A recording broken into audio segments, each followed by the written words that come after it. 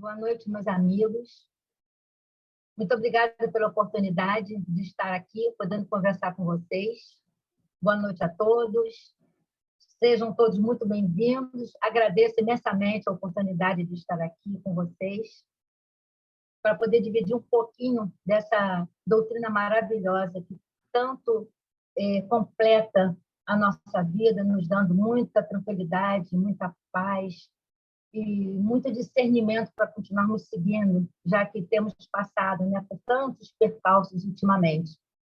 E agora essa modalidade do online, eu peço desculpas que eu não tenho muita intimidade com a câmera e posso, de repente, olhar para um lado, olhar para o outro, mas estou aqui de coração tentando dar o meu melhor. Bom, para a página de hoje, eu achei que dentro do meu próprio evangelho, e é bem conhecida. Eu acho até que o título dessa página é A Prece da Sabedoria, mas eu não tenho certeza, porque está numa folhinha, né? Mas eu sei que todos conhecem, porque é muito conhecida. Pedi força e vigor, e Deus me mandou dificuldades para me fazer forte.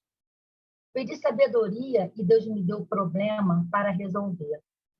Pedi prosperidade, e Deus me deu energia e cérebro para trabalhar. Pedi coragem, e Deus me mandou situações perigosas para superar. Pedi amor, e Deus mandou pessoas com problemas para eu ajudar. Pedi favores, e Deus me deu oportunidade. Não recebi nada do que queria. Recebi tudo o que precisava. Minhas preces foram atendidas. Eu acho essa página muito bonita, porque às vezes a gente sabe pedir, a gente sabe pedir. Isso a gente sabe fazer muito bem. Às vezes agradecemos, né? E também louvamos ao nosso Pai amado, ao nosso Mestre Jesus. Mas essa página é interessante porque quando a gente sabe ouvir a proposta de Deus em nossas vidas, a gente entende que não tem prece que não seja atendida. Talvez não seja no tempo que a gente queira, mas elas sempre são atendidas. Então, eu agradeço sempre a Deus por todas as coisas que me chegam no meu dia a dia, na minha vida, para que eu possa tirar o melhor aprendizado possível e que Deus permita que eu não perca oportunidades. E dessa forma, vamos agradecer a Deus, louvar ao nosso Pai amado, ao nosso Mestre Jesus, e pedir para que Ele fique sempre junto de nós. Ou melhor, que percebamos a presença dEle junto de nós, que Ele não nos abandone.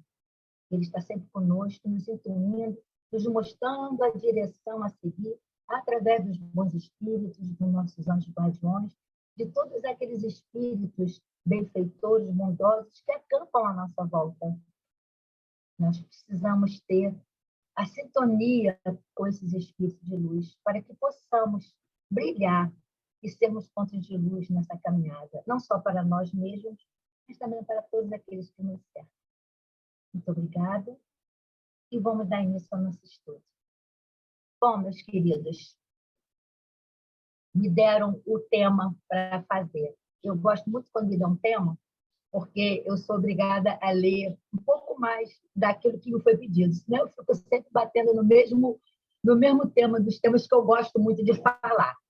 E me pediram para falar sobre o capítulo 13, né? Não saiba a vossa mão direita, esquerda, o que dá a vossa mão direita. O interessante, meus amigos, é que essas parábolas, né? Jesus falava por parábolas, e essas palavras foram ditas há mais de 2.000 anos, porque naquela época, né, todos falam que o povo entendia melhor dessa forma, existiam muitas pessoas que não tinham a leitura, o estudo, então as parábolas eram melhor entendidas, né? Aí, quando eu pego uma parábola, agora, depois de tantos anos, né, séculos que já se passaram, e nós ainda estamos estudando as parábolas de Jesus, ainda precisamos entrar no entendimento com elas. Então, quando eu li, né, essa, mais uma vez, né, porque a gente está sempre estudando o Evangelho, eu pensei assim, meu Deus do céu, será que ainda não sabemos trabalhar isso nós?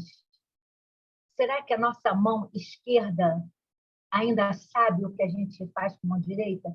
E o interessante dessa parábola é que, se nós formos pegar o dia a dia, a gente está sempre assim, ó, com as duas mãos. Uma mexe no cabelo, a outra pega uma colher, uma caneta, uma segura uma caneta, outra segura um livro. Então, as nossas mãos, até quando a gente vai fazer uma oração, né, assim, quando a gente vai dar um passo, está assim, né? Então, nós estamos sempre com as nossas duas mãos em comunhão, né? As nossas duas mãos estão sempre em comunhão. E, de repente, agora, a gente vem com essa metáfora, né? De que a mão direita, a mão esquerda não saiba o que faz a vossa mão direita. Por quê? Qual é o intuito, né? Que Jesus teve quando falou dessa forma para aqueles que o ouviam naquela época, para nós que agora estudamos o seu Evangelho. E vamos lá, né? Vamos ver o texto e vamos entender por que a mão não vai saber o que a outra está fazendo, né? Não é bem a mão, né? Mas vamos lá. O primeiro item do capítulo é fazer o bem sem ostentação. E eu peguei aqui, meus amigos, né? O que é ostentação? Ostentação é um ato de alarde, é uma exibição, é um luxo, é ter o que molda o ser. Quer dizer, o ter molda o ser. Então, vamos ficar fora dessa condição da ostentação, né? De fazer o bem sem ostentação.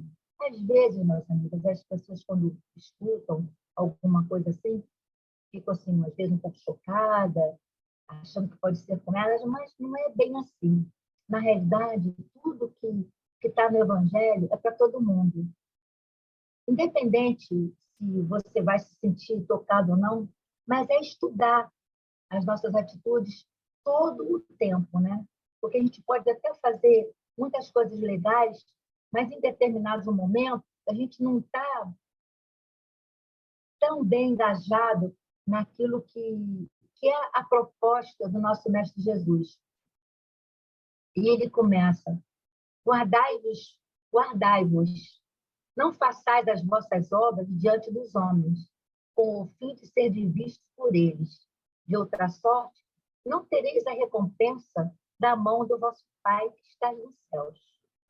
Quando, pois, dais a esmola, não façais tocar a trombeta diante de ti, como praticam os hipócritas nas sinagogas e nas ruas, para serem honrados dos homens. Em verdade vos digo que eles já receberam a sua recompensa. Mas quando dá a tua esmola, fica escondida, e teu Pai, que tudo vê e que tudo fazes em segredo, te pagará. Então, essa aqui tá bem tranquila, né? Esse parágrafo. E ele vai falar aqui da esmola, né? Foi a palavra, eu marquei duas palavras, boas obras e esmola, porque tem muita polêmica em torno da esmola, que você dá a esmola e você não está deixando, está fortalecendo a, a displicência daquela pessoa, a pouca vontade de procurar um trabalho. Então, ainda é tudo muito questionável, né? E não é assim. E boas obras. Essas boas obras estão ligadas aos nossos sentimentos. Não tem como ter uma boa obra se não tiver sentimento, né? Eu me lembro que tem uma frase da Madre Teresa que fala: não basta fazer o bem, tem que ser bom. Então, quando somos bons, todas as nossas obras acabam sendo boas, porque tem a bondade por detrás, né? Então, e também no Livro dos Espíritas, nós vamos ter lá uma colocação sobre a esmola. Se não me engano, é a questão. Eu estou com minha cola aqui, tá? De vez em quando eu saio da tela, tá vendo? Não dou para fazer muitas essas coisas. Na questão 888, ele pensa: o que pensar da esmola? O homem, reduzido a pedir esmola, se degradará moral e fisicamente. Ele se embrutece. numa sociedade baseada na lei de Deus e na justiça, deve-se prover a vida do fraco sem humilhação e garantir a existência daqueles que não podem trabalhar sem deixar sua vida sujeita ao acaso e à boa vontade. Aí Kardec pergunta se os espíritos reprovam a esmola, né? Vós reprovais a esmola? Ele fala, não é a esmola que é reprovada, é muitas vezes a maneira como é dada. O homem de bem que compreende a caridade como Jesus vai até o infeliz sem esperar que ele lhe estenda a mão. Aí, então, já entrou aqui nesse contexto, além das obras boas, além da palavra esmola, entrou a caridade. Porque toda ação que parte de nós tem que ter esse princípio da caridade. Quando o Kardec, né, colocou como a máxima do Espiritismo que fora da caridade não há salvação, não é simplesmente aquela caridade de fora, né, mas a caridade de dentro. Por isso que nesse pedacinho aqui, Jesus fala que nós temos que ser, não é contidos, eu não sei se a palavra é essa, mas assim, não ficar fazendo alarde realmente, eu estou fazendo isso, eu estou fazendo aquilo, ou mostrar para as pessoas. Se não somos assim, que bom. Porque tudo que a gente faz, Deus está vendo o que faz de bom, o que faz de ruim, o que faz de coração e o que faz da boca para fora. Então, não tem muito o que a gente forjar uma situação. Porque a partir do momento que essa situação não é real, Deus está vendo. E se a sua recompensa é entre os homens, fique feliz, porque você será pago entre os homens. Né? E não é essa a intenção. No segundo parágrafo, ele fala, e depois que Jesus desceu do monte, foi muita gente do povo que o seguiu. E eis que, vindo um leproso, o adorava, dizendo, se tu queres, Senhor, bem me podes limpar. E Jesus, estendendo a mão, tocou-o, dizendo, pois eu quero, fica limpo. E logo ficou limpa toda a sua lepra. Então Jesus lhes disse, vá, não digas a alguém, mas vai, mostra-te ao sacerdote e faz a oferta que ordenou Moisés, para lhe servir de testemunho a eles. Quer dizer, aqui, além de ser um costume da época, né, quando você ficava curado de uma doença, você tinha que se apresentar aos sacerdotes para ser reintegrado à sociedade, para você seguir o seu caminho. Mas não é só isso. Por que Jesus fala para ele não falar nada? Só falar que ficou bom. Porque Jesus não quis que a mão direita dele, ou melhor, a mão esquerda, visse o que fez a mão direita. Ele, mais uma vez, vem falando aqui. Primeiro, ele falou que nada que a gente faça deve ser colocado de uma forma de ostentação. Ele só falou. Agora, ele já vem demonstrando ele mesmo, porque Jesus, Jesus, ele não deixou nada escrito. Tudo que ele falava, ele exemplificava. E nós temos uma máxima que diz que a palavra convence, mas o exemplo arrasta. Então, Jesus, cada coisa que ele falava, ele ia lá e fazia. E ele se colocava, né? Então, aqui, Jesus curou um leproso e pediu para que ele não falasse nada. Ele não queria alarde sobre isso. Simplesmente que ele entendesse e ponto. E ele continua. No caso aqui, né, se mantém silêncio. Aquilo foi só entre eles dois. Né? E ponto. Jesus não quis aparecer, ganhar louros pela atitude. No terceiro item, ele fala, fazer o bem sem ostentação tem grande mérito. Com certeza, né? Eu sempre falo, e também já ouvi muitos outros colegas que fazem estudo falar que toda vez, gente, que a gente faz uma coisa boa, né? A gente tem uma sensação gostosa dentro de nós, né? E às vezes eu fico pensando por que a gente não faz isso mais vezes, já que a gente fica tão feliz. Toda vez que a gente dá alguma coisa para uma pessoa mais necessitada, ou uma palavra amiga, um abraço, né? Porque no decorrer do estudo nós vamos ver sobre isso, né? As boas obras, a esmola, a caridade, o silêncio, né? Então, o mérito de quando fazemos coisas boas não precisa realmente ser comentado, porque a gente já sente um prazer muito grande. Essas coisas boas, quando é feita sem a ostentação, ela nos dá prazer, um prazer interior, porque tudo que é feito só pelo lado exterior, para a visão dos homens, né, o mérito é bem diferente, né? Não deixa de ter um mérito, já que é aquele mérito que você está procurando. Bom, fazer o bem sem ostentação tem grande mérito. Esconder a mão que dá é ainda mais meritório. É o sinal incontestável de uma grande superioridade moral. Essa parte da superioridade moral foi outro itemzinho, outra palavra que eu marquei. Porque nós ainda estamos no caminho, né? Percorrendo, ainda trazemos conosco aquelas vicissitudes, né? As nossas imperfeições morais. Aí a gente lembra logo de que se reconhece o verdadeiro espírita pelo esforço que ele faz em domar as más inclinações.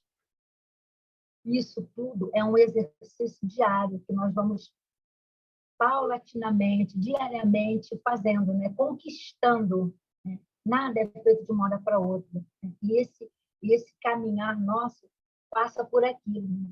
E essa superioridade moral, ela vai acontecendo no decorrer da nossa mudança, dessa mudança aqui que a gente vai deixando acontecer nas mudanças das nossas atitudes, quando nós percebemos que essas palavras que o Cristo ainda fala, ainda ecoam em nossos corações, ainda tem uma importância grande para que a gente procure em nós, se nós estamos nos direcionando realmente dessa forma.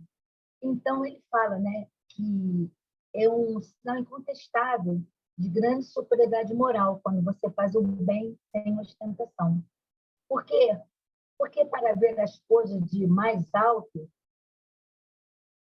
que o vulgo, é necessário fazer a abstração da vida presente, identificar-se com a vida futura, desculpa. Isso é uma outra coisa que a gente já devia estar bem afiado, né? Porque nós sabemos que temos várias existências, nós fazemos parte de uma doutrina reencarnacionista. Então, nós acreditamos, né, nas existências, em várias existências. Então, não podemos pautar as nossas ações apenas aqui. Tipo, eu vou dar aqui, eu vou ganhar aqui, eu vou fazer aqui, eu vou receber aqui. Não é assim. A gente planta, muita coisa a gente já plantou numa existência pretérita. Estamos colhendo agora. Estamos plantando agora e vamos colher numa existência mais para frente. Então, se nós temos o nosso pensamento e a nossa vida atual pautada nessa múltiplas existências, né, a gente vai entender como é importante o nosso posicionamento conforme Jesus está nos pedindo aqui, né, na maneira de como vamos fazer o bem. Então, ele continua, é necessário, numa palavra, colocar-se acima da humanidade para renunciar à satisfação do testemunho dos homens e esperar a aprovação de Deus. Aquele que preza mais a aprovação dos homens que a de Deus, prova que tem mais fé nos homens que em Deus, e que a vida presente é, para ele, mais que a vida futura, ou até mesmo não crê na vida futura. Então, não pode ser o nosso caso, né? Porque nós cremos na vida futura e sabemos que temos dívidas, né, da nossa vida pretérita e que estamos agora saldando muitos débitos.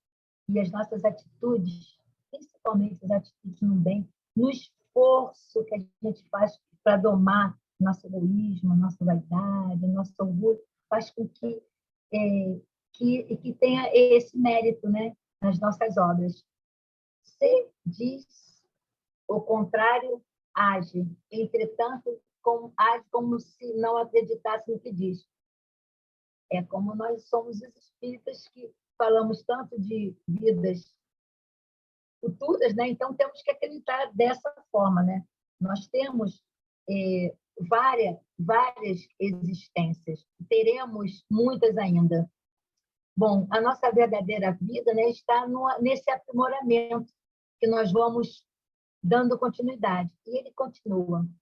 Quantos há os que fazem o benefício com a esperança de que o beneficiado o proclame sob os telhados? Olha, que darão uma grande soma à luz do dia, mas escondido não daria sequer uma moeda. Foi por isso que Jesus disse: os que fazem o bem com ostentação já receberam a sua recompensa. Com efeito, aquele que busca a sua glorificação na terra, pelo bem que faz, já se pagou a si mesmo.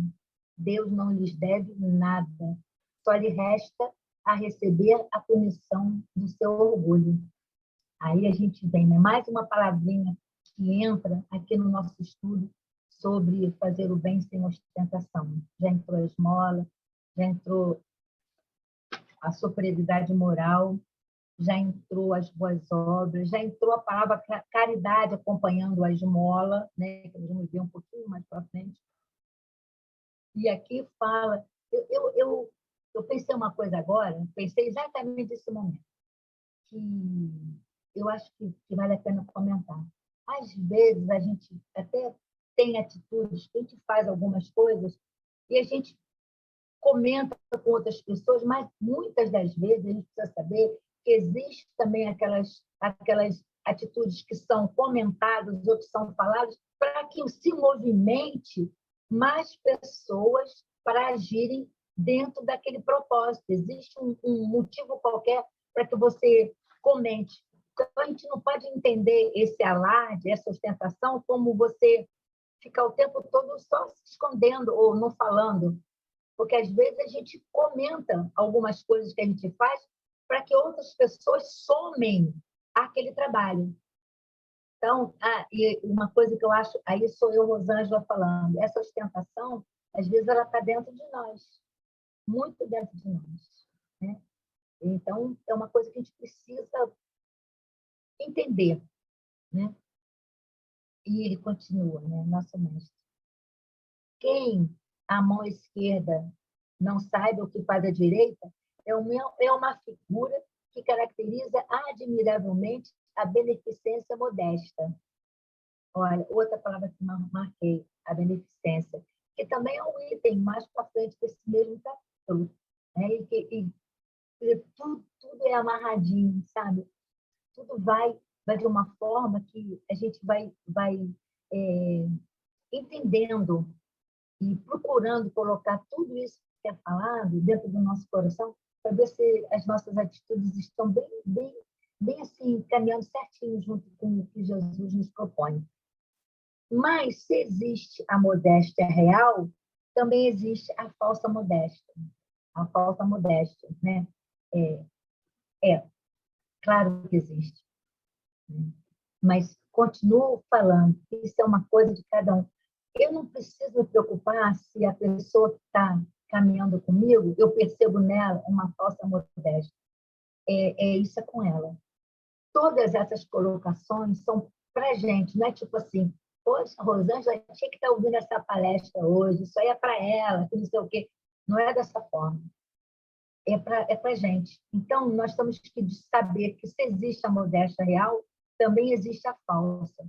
E qual é a que nós trazemos dentro de nós? Independente do que a gente vê no mundo, a gente sabe que existe muita coisa mal feita e mal trabalhada. Mas e nós? Qual é a nossa contribuição para que isso se modifique, né? Então, ele continua. Mas se existe a modéstia real, também existe a falsa modéstia, o simulacro da modéstia. Pois há pessoas que escondem a mão tendo cuidado de deixar perceber o que fazem. É o dissimulado mesmo, né? É a pessoa dissimulada que, não, imagina, Ontem eu vi uma pessoa e não sei o quê, e aí de repente fala, não esquece da diferença de repente você comentar com pessoas uma situação que necessita de uma ajuda maior, de maior participação, né? De maior bondade de várias pessoas para uma coisa que você está puxando para o seu lado. Mas isso vai ser sempre entre eu e Deus, entre nós todos e Deus, cada um no seu momento. Então, ele exige, quer dizer, deixa perceber o que faz. Indigna paródia das máximas do Cristo. Se os benfeitores orgulhosos são depreciados pelos homens, que não lhes acontecerá perante Deus. Eles também já perceberam, eles também já receberam as suas recompensas na terra. Foram vistos, estão satisfeitos de terem sido vistos. E tudo é tudo quanto terão. Então, mais uma vez, reforçando esse posicionamento, reforçando mais uma vez que não é se mostrando, não é se promovendo que as coisas vão ficar da forma correta.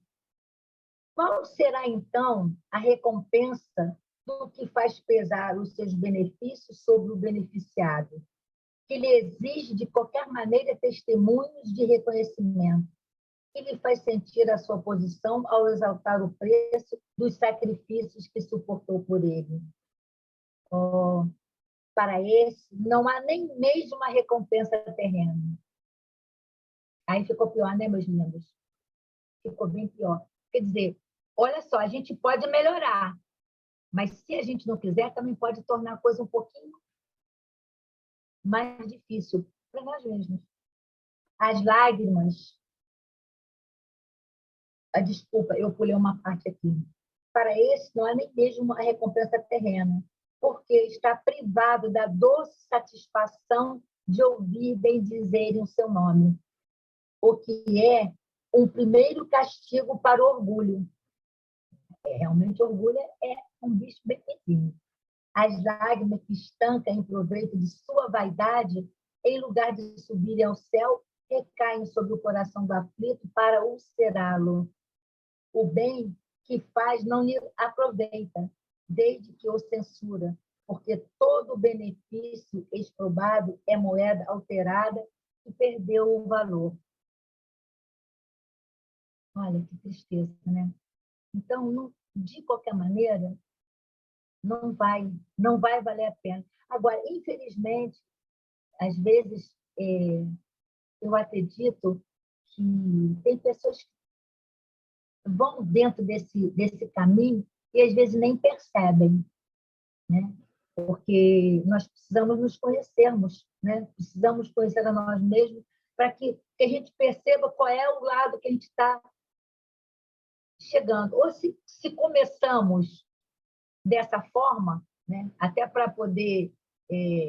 eu tenho uma parte do Evangelho que eu não me lembro exatamente onde está agora, mas que fala que, às vezes, a gente acaba tendo que melhorar, nem que seja por constrangimento. A gente fica tão constrangido de ler tanta coisa, de estudar tanto, de ver tanto movimento no bem, que a gente fica constrangido a também fazer, né? E aí a gente começa a entrar nesse ritmo do bem, né? E continuando aqui, está no último parágrafozinho.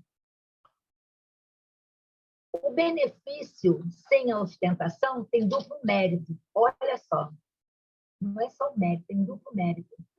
Além da caridade material, constitui caridade moral. Aí, lembra que a gente, quando falou da esmola, né? Na questão 888A, né? Quando os espíritos respondem que não é a esmola, e sim a maneira como é dada, que o homem precisa ter caridade nos seus atos, né? Então, aqui ele fala, o benefício sem ostentação tem duplo mérito. Além da caridade material, constitui caridade moral, pois contorna a suscetibilidade do beneficiado, fazendo aceitar o obséquio sem lhe ferir o amor próprio e salvaguardando a sua dignidade humana. Lembra da questão do Livro dos Espíritos? Que a gente não pode atrapalhar, ou então deixar a pessoa humilhada, né? E ele continua. Pois há quem aceite o serviço, mas recusa a esmola. Converter no serviço a esmola, pela maneira por que é prestado, é humilhar o que recebe, e é sempre orgulho e maldade em humilhar alguém. Então, vamos lá, mais uma vez. Para que a nossa mão esquerda não saiba o que faz a direita, nós temos que fazer boas obras, temos que saber como é que funciona a esmola, né? O que é a esmola para os espíritos benfeitores, saber o que é caridade, o que é superioridade moral, né?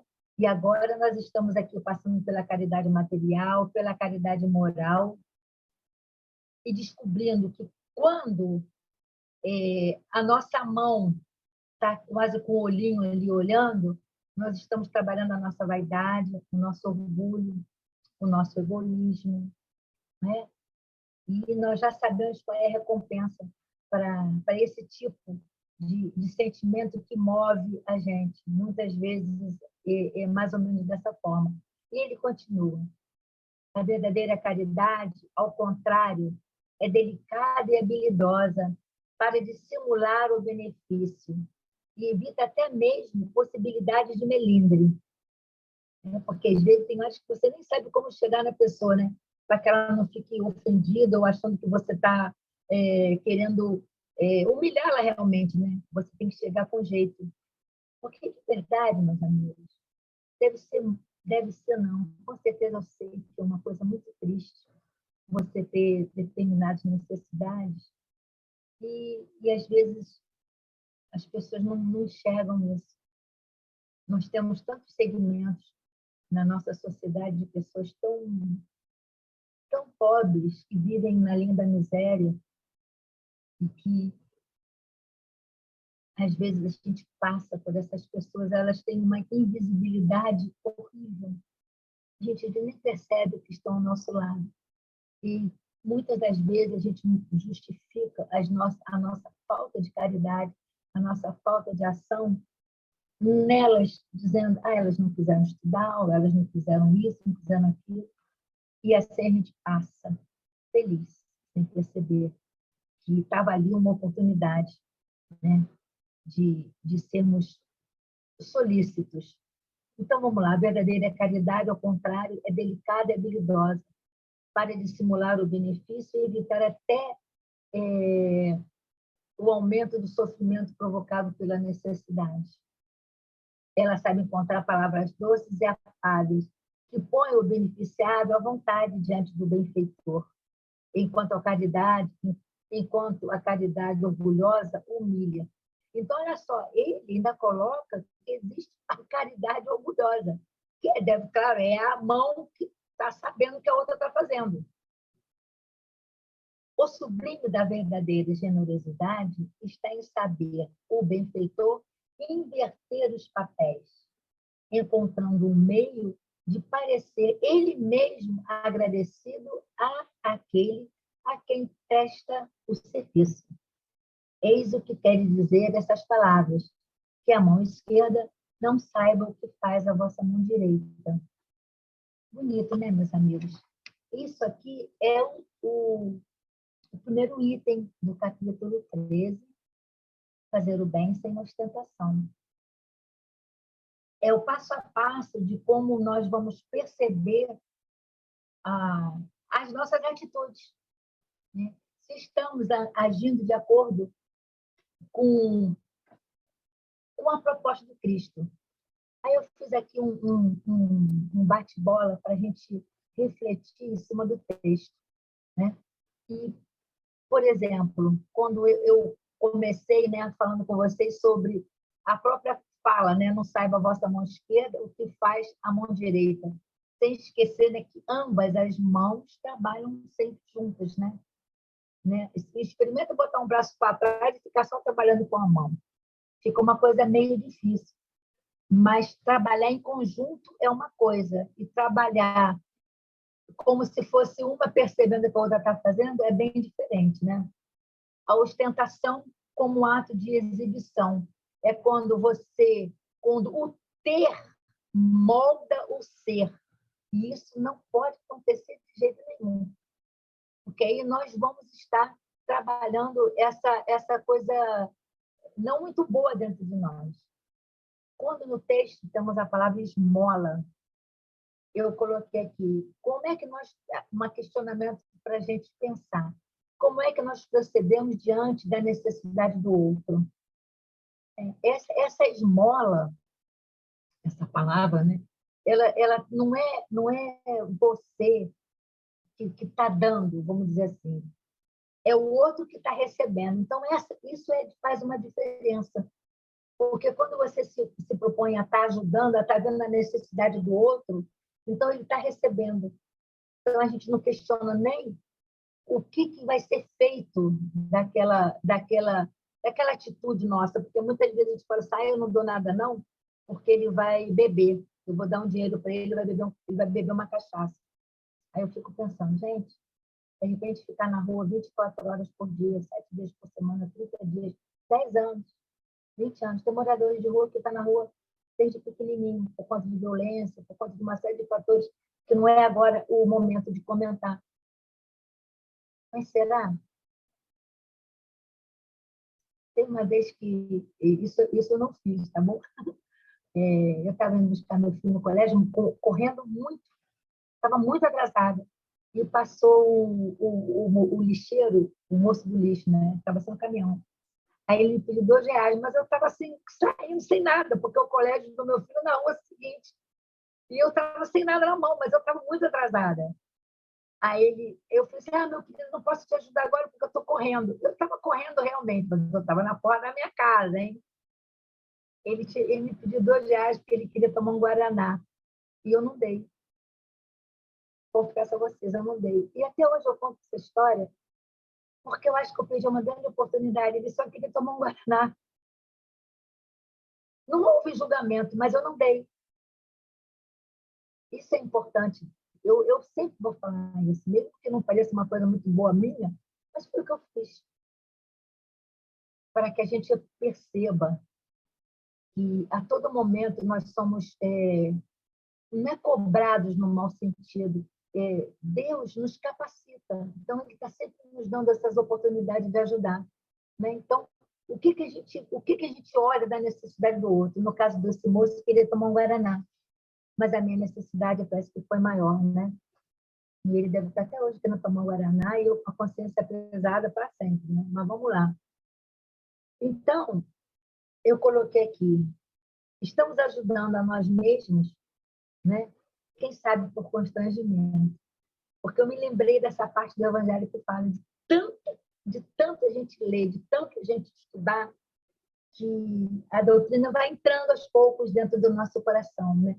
A gente fala assim, nós estamos no Espiritismo, mas vai ter uma hora que o Espiritismo vai estar em nós. E é isso que vai funcionar da forma correta, né? Aí, uma coisa que eu tirei também desse capítulo 13 mesmo, que ele fala que a caridade moral consiste em suportarmos uns aos outros. Eu acho isso assim, horrível, porque ele usa essa palavra suportarmos uns aos outros, né?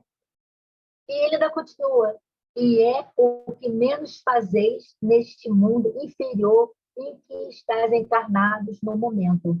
Isso está no item 9 do capítulo 13. Então, além de a caridade moral ser essa coisa de nos suportarmos, mas eu até vejo como suportar até o outro, a maneira como o outro se conduz. A gente não sabe, quando Kardec colocou a máxima, né, fora da caridade, não há salvação, com a máxima do Espiritismo, nós precisamos correr lá para trás e ver como é que Jesus entendia a caridade, né? Benevolência, indulgência e perdão. Então, quando eu lembro da benevolência, né, de sermos bons, da indulgência, de entendermos, às vezes, a falha do outro, a o desconhecimento, eu não sei, né? A gente também falha, né? No perdão, eu pego essa parte de suportar uns aos outros, eu lembro disso, dessa indulgência, né? Porque eu acho que é isso. Quando a gente tem no coração aquela vontade de, de compreender o outro, né? De ir até o outro, independente do que o outro seja. E ele ainda fala que nós nos suportamos muito poucos no mundo que nós vivemos. Nesse mundo, ele ainda bota nesse mundo inferior em que estás encarnado. E a gente fala tanto ainda, já fala bastante sobre a regeneração, né?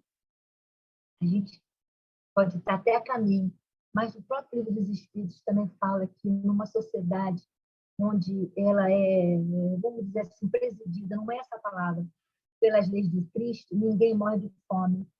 E a gente ainda vê muita miséria, muita fome, muita guerra, muita ostentação de poder, né?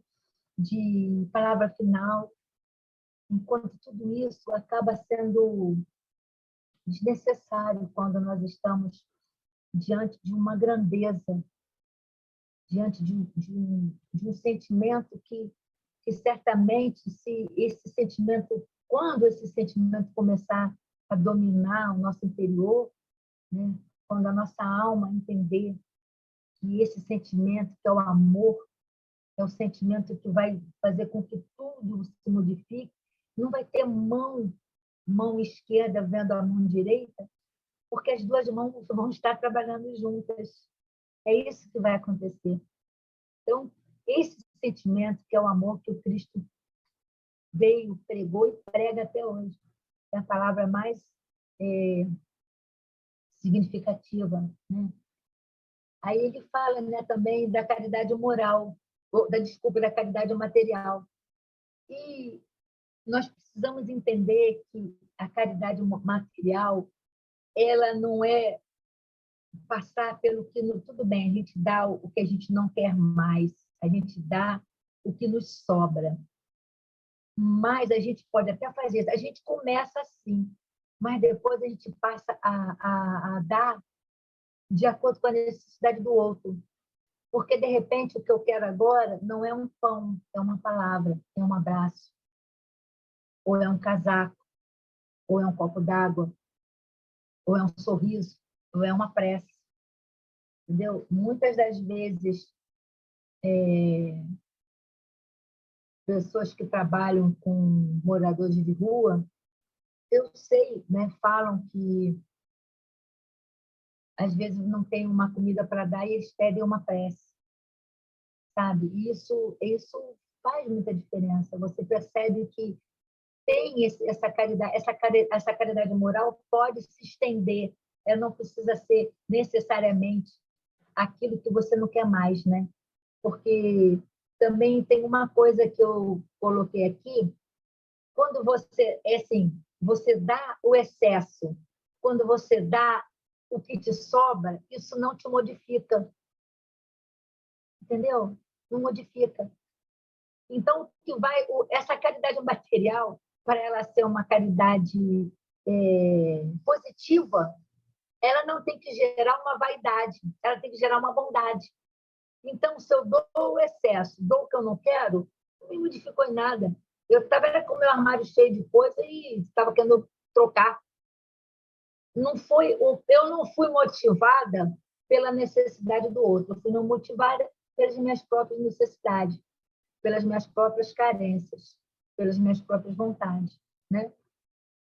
Então, tem a caridade material, a caridade moral, a caridade de pensamento, de atitude, de palavra, toda essa caridade. Perdão, gente, o perdão é caridade. Perdoar os outros, perdoar nós mesmos, né? Porque a gente também faz tanta... Eu vou me perdoar, né? Porque não dei o Guaraná para aquele moço, né? Pro Gari, né? Caridade moral e espiritual é diferente da caridade com visibilidade externa. Porque a caridade com meu Deus do céu, com a visão externa, ela é como se fosse uma obrigação. Mais uma vez, não transforma a gente. Tudo que é feito para o lado externo, dessa forma, nesse contexto aqui, tá? Nesse contexto. Então, a caridade com função externa é obrigação. Continua não tendo transformação interior. Continua não tendo amor. Né? E toda a caridade que a gente tem que fazer, toda a caridade que a gente faz, desculpa, não é que a gente tem que fazer, né? Desculpa, às vezes, as expressões, por eu não ser uma pessoa preparada para ficar falando assim nessa internet, ou não tem a oratória, né? Tão bem como deveria ter para fazer um estudo assim online. Mas, enfim, essa caridade, a caridade, ela não tem obrigação nenhuma, né? Ela não tem. Então, quando a gente não se transforma, quando o que a gente faz não promove em nós mesmos uma transformação, eu acho que ela não pode nem ter esse nome.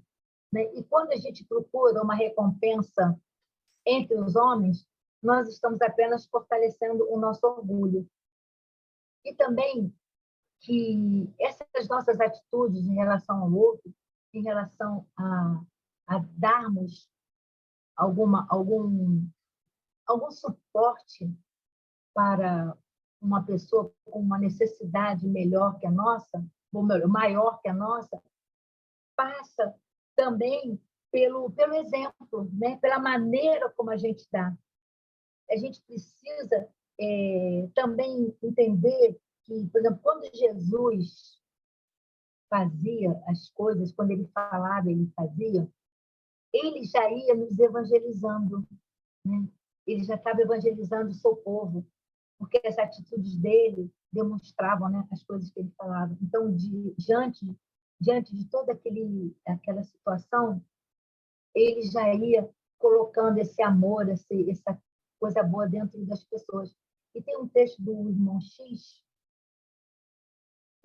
do livro Cartas e Crônicas, que é o primeirinho lá, que é Lição nas Trevas. Eu vou falar rapidinho, porque já está acabando.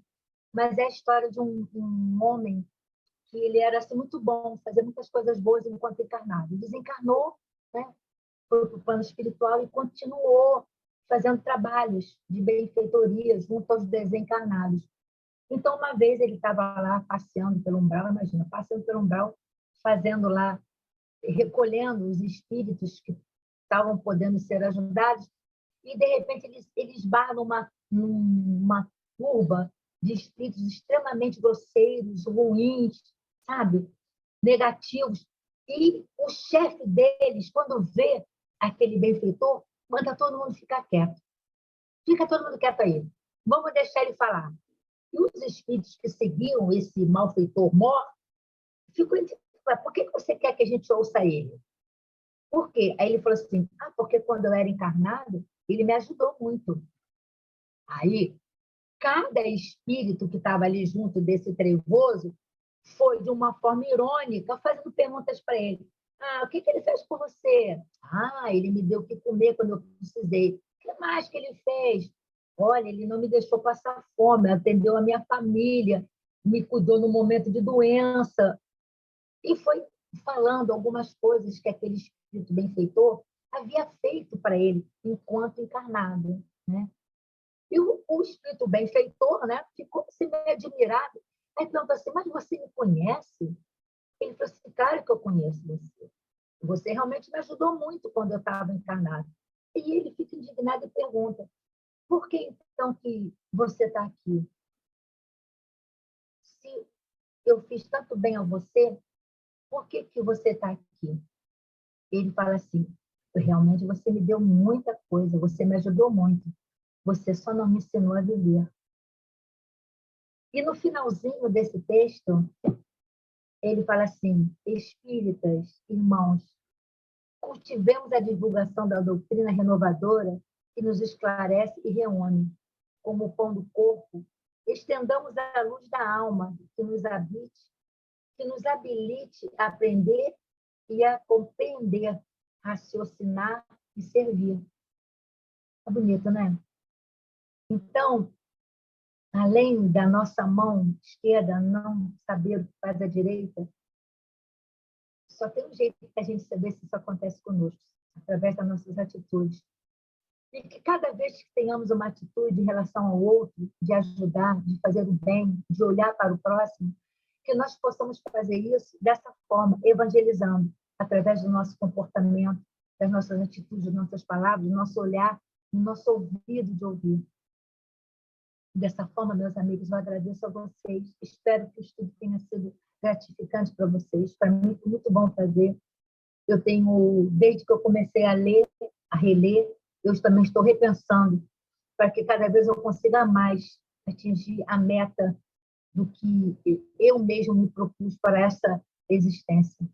Vamos agradecer ao nosso Mestre Jesus, pedindo para que Ele nos ouça sempre e que Ele nos dê esse discernimento que tanto pedimos, entender, Pai amado, Mestre querido, o quanto ainda necessitamos das Tuas palavras, do Seu exemplo, para que ainda fracos possamos seguir a Ti, porque sabemos que Tu não nos abandona, que estás sempre junto de nós, nos guiando, mantendo a chama do Seu amor vivo dentro de nós, que possamos ser essas centelhas divinas que tanto falamos e que nossa luz possa espalhar por todo lugar que passamos, e que a Sua presença, Mestre querido, espíritos de luz, anjos guardiões, mentores, Pai amado, seja uma constante em nossas vidas e que tenhamos muita força, muita vontade e muito desejo de seguir em direção à Tua luz,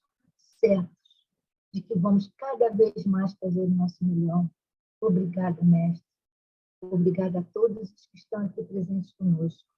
E que o nosso Mestre Jesus seja a palavra final, independente do que eu fale, do que uma outra pessoa venha falar, mas que Jesus, o nosso Pai amado, fale no coração de cada um de nós, porque assim será a melhor forma de ascendermos em direção à luz do nosso Pai. Fiquem com Deus. Uma boa noite para todos.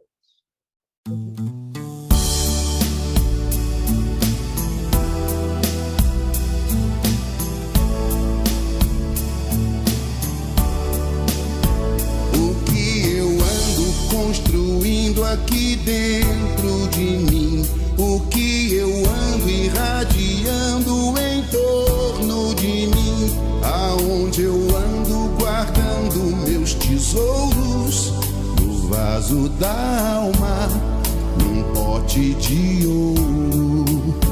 Com que matéria eu ando edificando meu eu? Que alicerce foi a base dessa construção? O pensamento é argamassa e tijolo do mundo que eu vivo, carrego comigo. Senhor, Rabi amigo, Senhor, Pastor Clemente, Senhor, me dê abrigo, Senhor, me oriente, Senhor, me dê a mão, Senhor, ora comigo, de novo primeiro, Pai Nosso, de novo primeiro, Pai Nosso.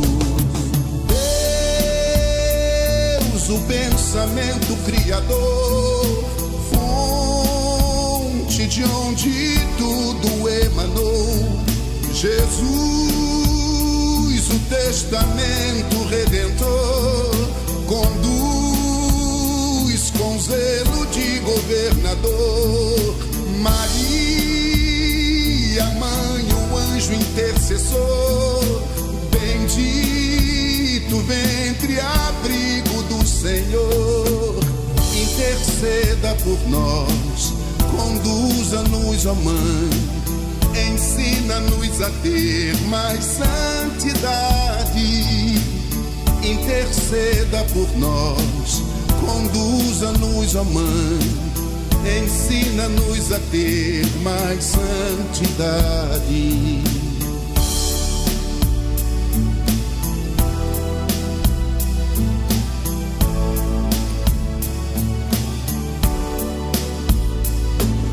Senhor, Rabi amigo, Senhor, Pastor Clemente, Senhor, me dê abrigo, Senhor, me oriente, Senhor, me dê a mão, Senhor, ora comigo, de novo primeiro, Pai Nosso, de novo primeiro, Pai Nosso.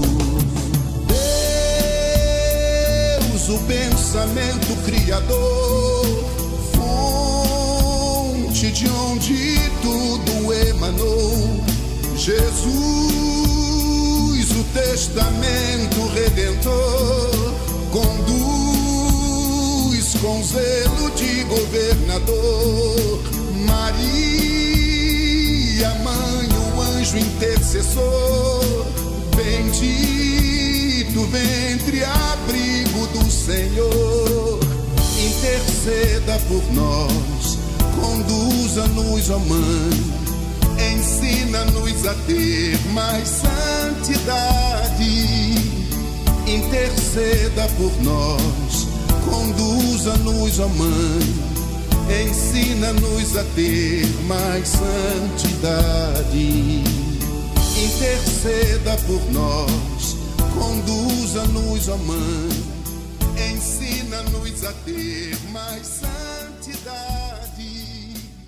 Interceda por nós, conduza-nos, ó Mãe.